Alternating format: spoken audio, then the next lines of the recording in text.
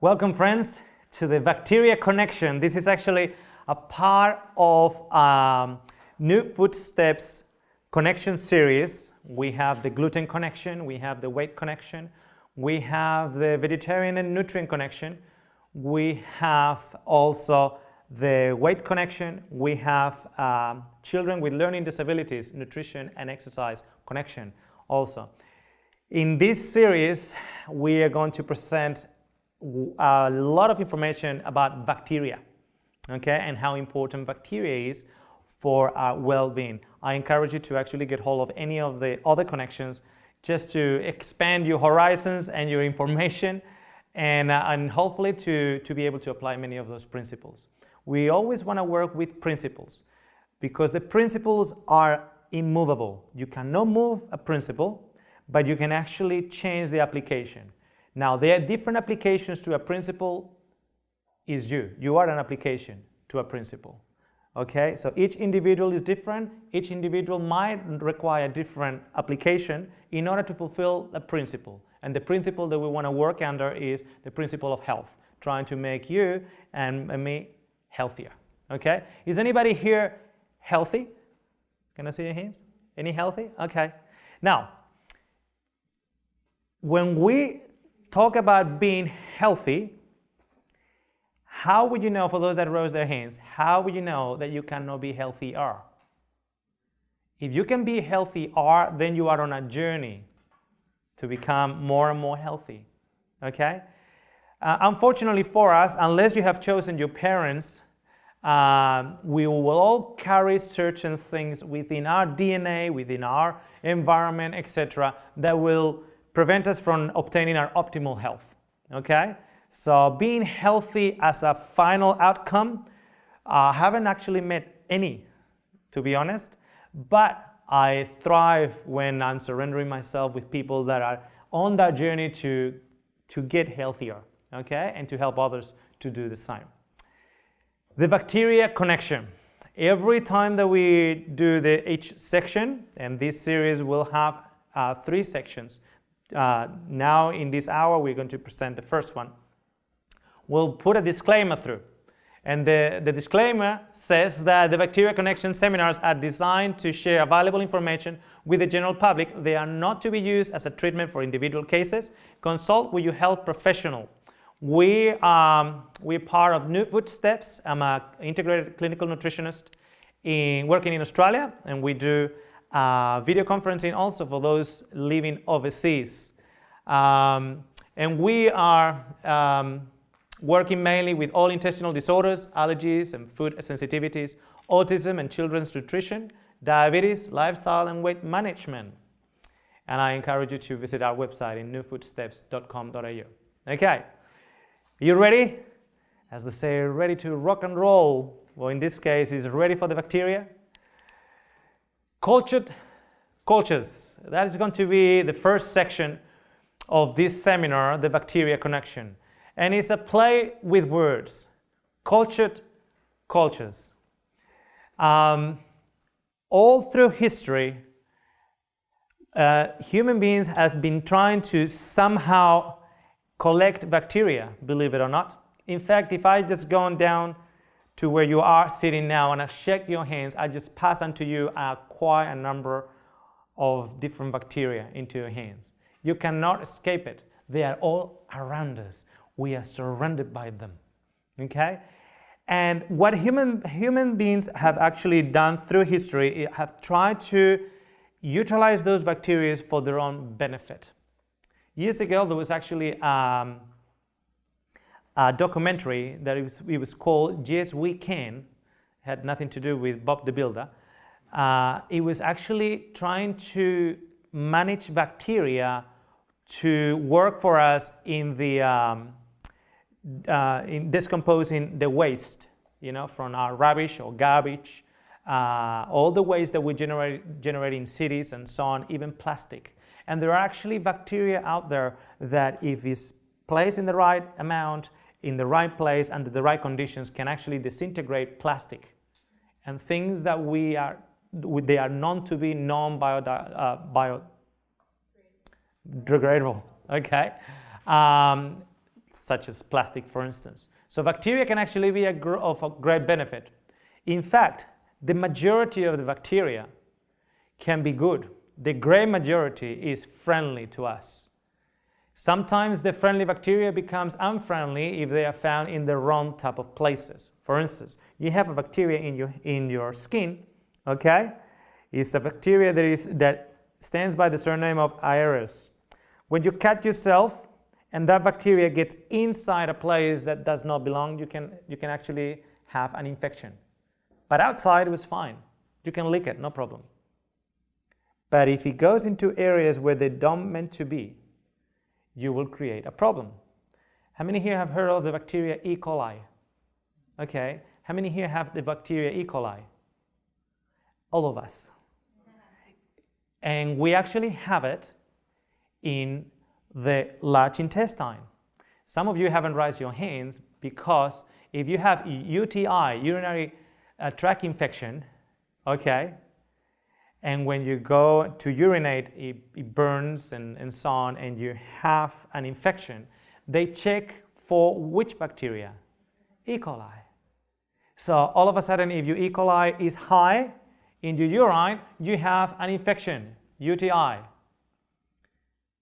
But E. coli belongs to you, but belongs to you in another place, in the large intestine, not through your urethra, that can actually cause urinary tract infection. Okay? So human beings have been trying to track down bacteria to work for them. So in this section, what I'm just going to do is share with you examples of that tracking down of bacteria and how bacteria has been used to work for men rather than against men. Okay? Now, the ancient practice of culturing or fermenting milk, vegetables, grains, legumes as an anaerobic process by which lactic acid bacteria, mainly Lactobacillus species, convert sugar into lactic acid, which act as a preservative. So what they did is they collected certain type of bacteria to ferment grains and legumes and milk and vegetables and so on. They will actually, that bacteria will eat the sugars, will make those items last longer, but beyond that, if they were not cooked after, they will be providing what? A whole large amount of probiotics. Because when you actually buy a little jar of probiotics, they are mainly from the Lactobacillus family. Okay? Mainly from them. So for instance, I'll just give you an example. This is from the Bible lens. There is an occasion in which the father of the Hebrew faith, Abraham, he was there sitting underneath a tree, and he has 3 strangers coming to him. And these 3 strangers come, and he decides that he was going to make something for them and feed them. And in the first book of that record, the book of Genesis, it says the following: "And he, Abraham, took butter and milk and the calf which he had dressed, and set it before them. And he stood by them under the tree, and they did eat." Now, that word butter is the Hebrew word for chema or chala, which actually means curdled milk or cream cheese or raw milk or laban. Curdled milk, what is that? Curdled milk is actually liquid yogurt. It's actually liquid yogurt. So Abraham took liquid yogurt, fresh milk, and the calf which he had dressed, and set it before them, and he stood by them under the tree, and they did eat. Those 3 strangers that came to visit him drank the laban or the liquid yogurt. If you go to certain places in the Middle East today and you are a foreigner or a stranger and you are welcome into a person's house, they will give you Laban. They will actually give you, as a sign of health and prosperity, they will give you liquid yogurt. Not thick yogurt, but liquid yogurt. Well, think about this. You are Abraham, you have 300 goats. You're living in a place where the summers and all throughout the year is hot, warm. So you are milking one goat, and then you go to the other, and then you go to the other, and you go to the other. By the time you get to goat number 50, there's something happening with the milk that you have collected in goat number 1. What is happening? It's already fermenting with the bacteria present in the milk, because it's raw milk, hasn't been pasteurized, and with the bacteria in the air, natural bacteria in the air. There's something happening to that milk. It's actually changing, and it's curling, and it's becoming liquid yogurt. So what do? Well, if you are Abraham, you have to collect all that very, very, very quickly and put it in the refrigerator. Oh, what's the problem? No refrigerator. Oh, so what's going to happen? All that is going to go to waste. So in those times, they will actually inoculate that milk purposely and will add more bacteria to even accelerate that process and make Laban or a very thicker type yogurt. And that was what they will give to the foreigners and to the strangers that will come. That's why in this case, these 3 strangers were coming. Okay? So, look at this one. Butter or curdled milk, or as we said, liquid yogurt. And honey shall he eat, that he might know to refuse the evil and choose the good.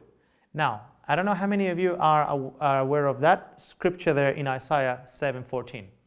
That is when it's talking about that a virgin will give birth to a son, and he will be, that son, the Savior. So who will be that one that is he that will drink liquid yogurt and honey? Jesus. And he will actually do it to discern good and evil. That is the same word, curdled milk. It's translated as butter in some versions. It's translated as curdled milk in others. It's even translated as yogurt in some other versions, because that's actually what it was. It was a drink that was full of bacteria. Think about that. Full of bacteria. And the people are drinking it. Now, you know what is one of the issues today? We are very clean among the babies. Don't let the baby suck the floor. In Spanish, we have a sign. If it doesn't kill you, it will make you fat. Whatever doesn't kill you, it will make you grow. Okay? And there is a theory now that is trying to explain some of the issues of so many sensitivities among children. And one of that theory states that the cleanliness among us is working against us, because we are so clean, so sterile from everything else, that we become extra sensitized to anything that comes our way. So I'm not saying to you, if you have a son, a little son or a little grandson, just start feeding that boy dirt, but don't be so panicky about it, okay? The body can actually handle that, and in many cases, it's going to be extremely beneficial. Okay, so that's a number of examples. In Bible times, for instance, fresh milk, usually from goats and sometimes from sheep, could not be stored for long without spoiling. Sour milk, called Laban, was drunk. So sour milk is a fermented milk, is yogurt. The milk curdled quickly in skin bags. Soft cheese was made using cloth bags filled with sour milk. And for instance, there's a verse there in the book of Proverbs that says, "The lambs are for thy clothing, and the goats are for the price of the field. And thou shalt have goat's milk enough for thy food, for the food of thy household, and for the maintenance for thy maidens." Okay? Now, What type of food did that bacteria eat from that milk? What was that bacteria eating in order to reproduce? The sugar. What is the sugar of the milk called? Lactose. Okay? So the longer that bacteria was in the process of fermenting, the more lactose it will eat, and the final product will have much lactose or less? Much less.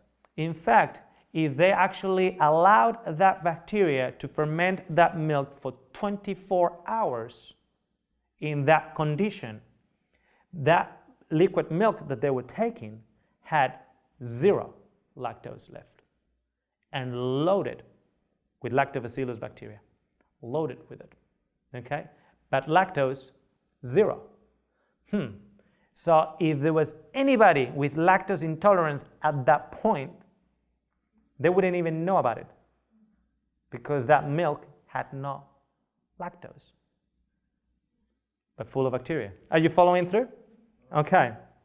Now, in the Levant and Iberia, that's Spain, that's where I come from, the Eastern Mediterranean, Near East and Eastern and Northern Europe, Central Asia, and the Indian subcontinent, the Aztecs and the Incas, all of them use milk cultured. They were all milk cultured cultures. They produce variations of curdled milk, thin or thick yogurts, and kefirs, all in accordance to the different bacteria used in their production. Cultured breads, vegetables, and legumes were in use as a way of preserving and to improve digestibility.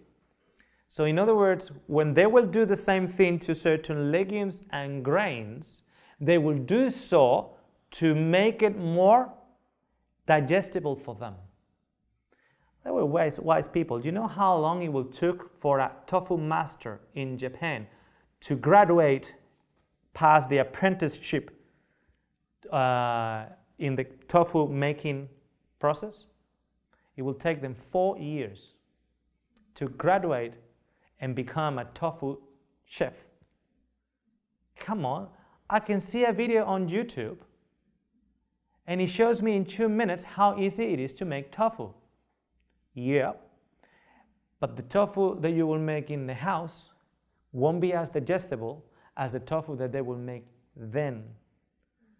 Because they will actually take 8 hours to make a tofu, not just 30 minutes.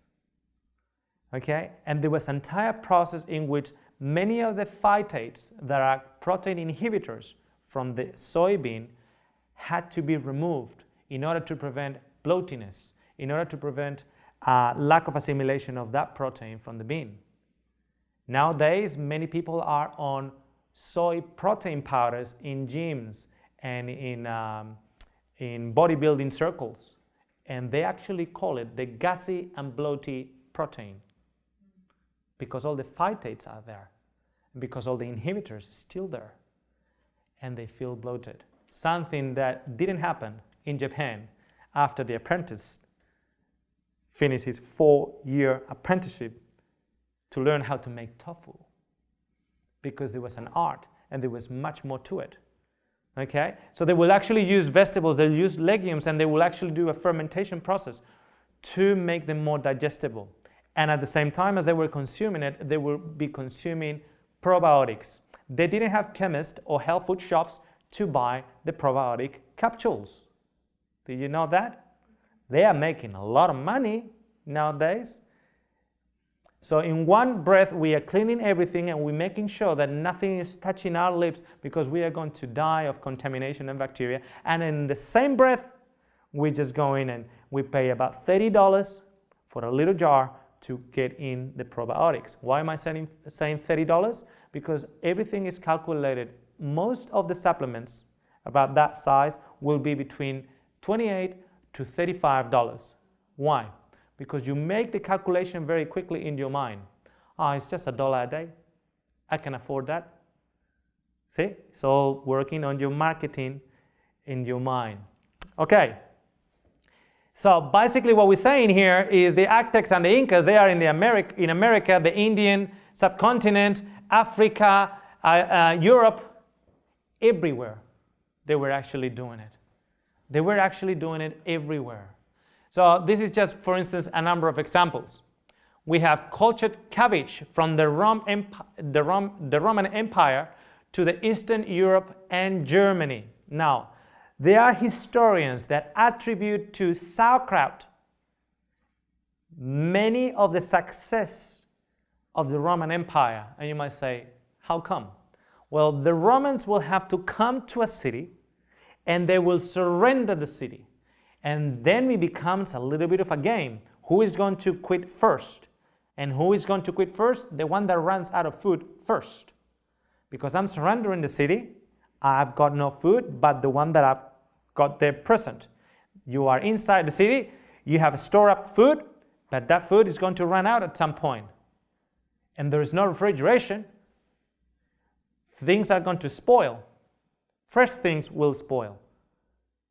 So that's when the Romans will come with their wagons full of huge barrels, and inside the barrels was cabbage, fermented cabbage, that will last the entire winter, that will last the summer, that will give them minerals, that will give them vitamin B complex so that the troops will not lose their nerves. How many here have heard of vitamin B complex supplements? He says, B complex. Did you know that if you take in vitamin B complex and your bacteria in the gut is unbalanced or insufficient, you are not actually properly absorbing the vitamin B complex? Taking it by itself is not going to do much good if you are unbalanced in your gut. So the Romans conquered Europe. Now we know, for instance, in Germany, in Poland, in Hungary, and all those places, people endure the winter, or at least in the past, because of the fermented cabbage and the fermented carrots and the fermented other green leafy type of kale that they had there. All right. So we have also the Korean kimchi. Have you tried it?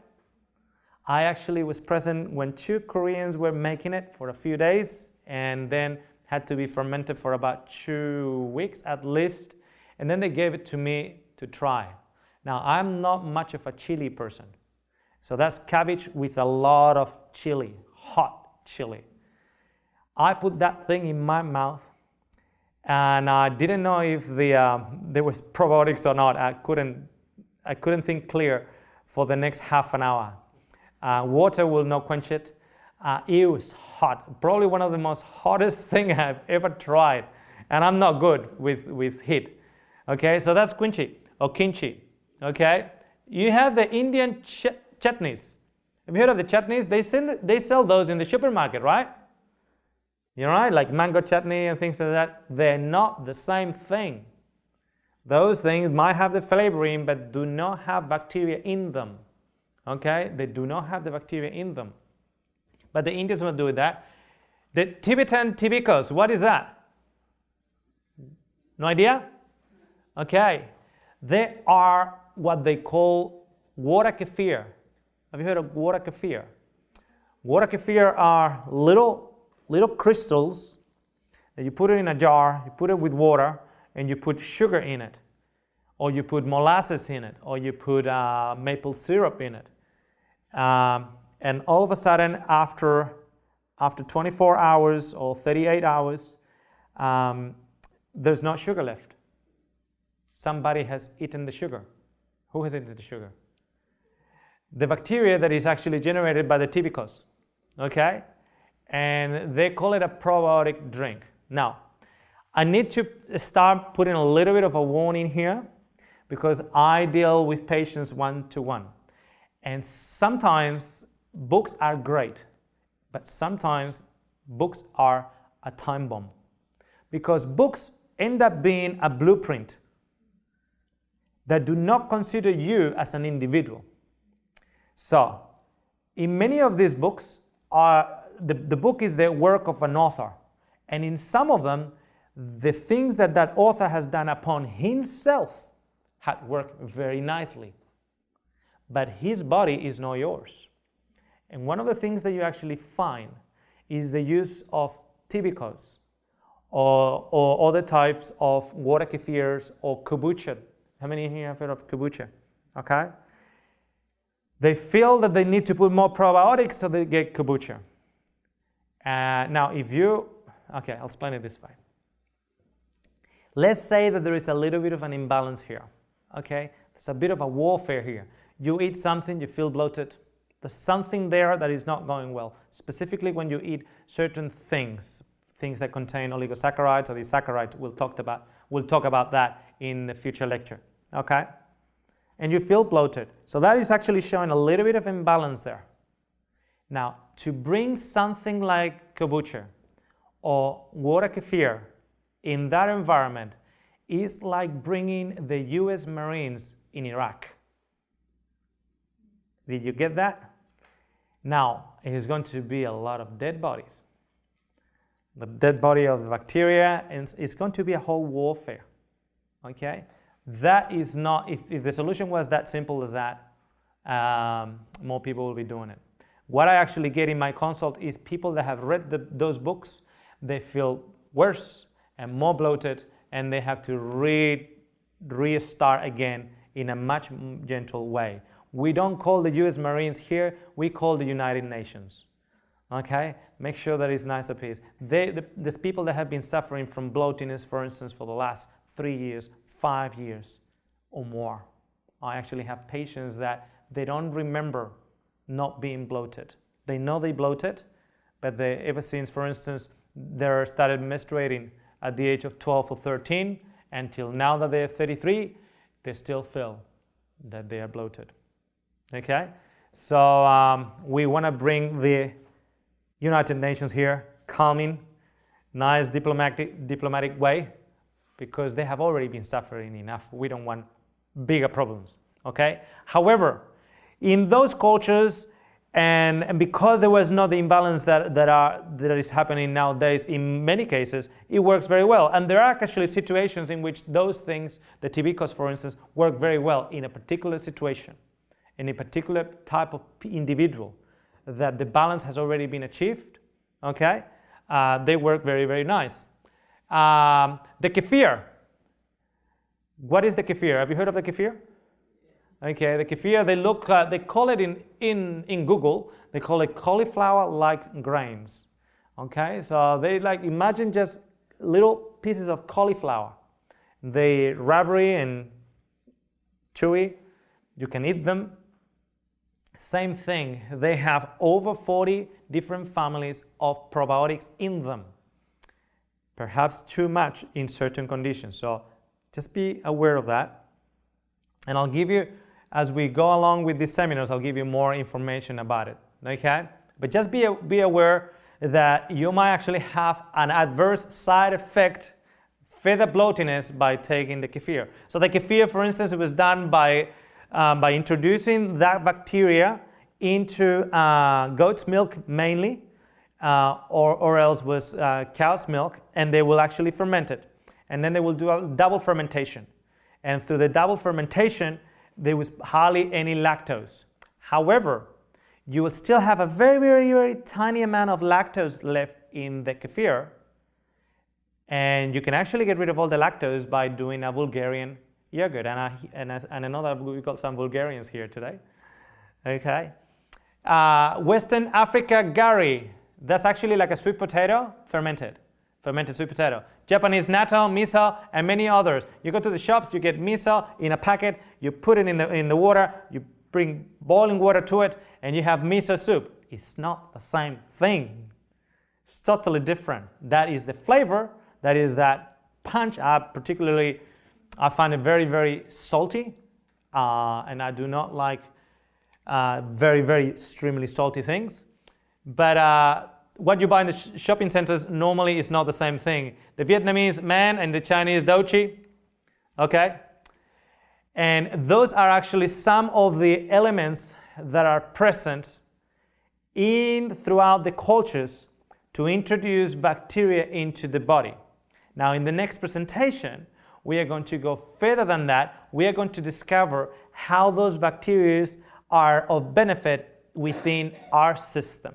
So I encourage you to continue on with this seminar and learn much more about bacteria. Thank you very much.